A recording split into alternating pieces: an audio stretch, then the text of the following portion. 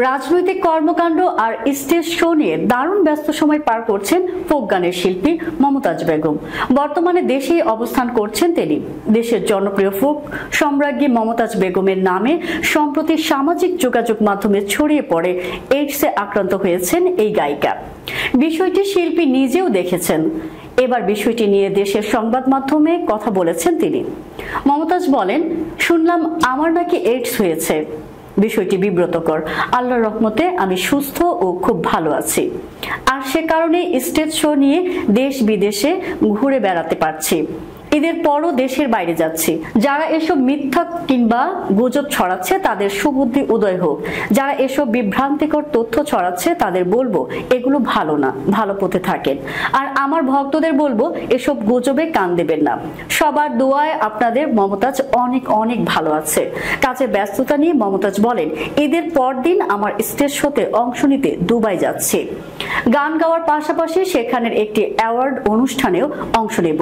সব শেষ করে চলতি মাসের 23-24 তারিখে দেশে ফেরার ইচ্ছা আছে। কদিন আগে বুঝলে নাকি বুঝ পাতা শিরোনামের একটি গান ভাইরাল হয় মমতাজের। এতে তার সঙ্গে কণ্ঠ দিয়েছেন গায়িকার নাতনি।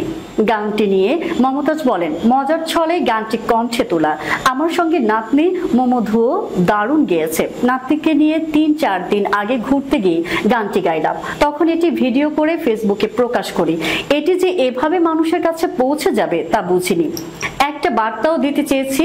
একদল মানুষ আমার নামে মিথ্যা ও গুজব ছড়াচ্ছে। যাদের বোঝার তারা ঠিকই বিষয়টি বুঝতে পেরেছে, আর কেউ কেউ বিষয়টি নিয়ে এখনো দোটানার মধ্যে আছে। মূলত তাদের উদ্দেশ্যে গানটি গাওয়া। প্রসঙ্গত, মমতাজ বেগম বাংলা লোকগানের সঙ্গীত শিল্পী এবং জাতীয় সংসদের সাবেক সদস্য। তিনি 2008 সালে সংরক্ষিত নারী আসনের সংসদ সদস্য হন। 2014 সালে নির্বাচনে মমতাজ বেগম আওয়ামী লীগের দলীয় মনোনয়ন পান। 2018 সালের নির্বাচনেও তিনি নির্বাচিত হয়েছিলেন।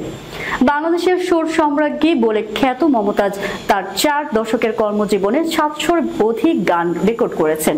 তিনি দুবাইয়ের শ্রেষ্ঠ নারী কণ্ঠশিল্পী বিভাগে জাতীয় চলচ্চিত্র পুরস্কার লাভ করেছেন।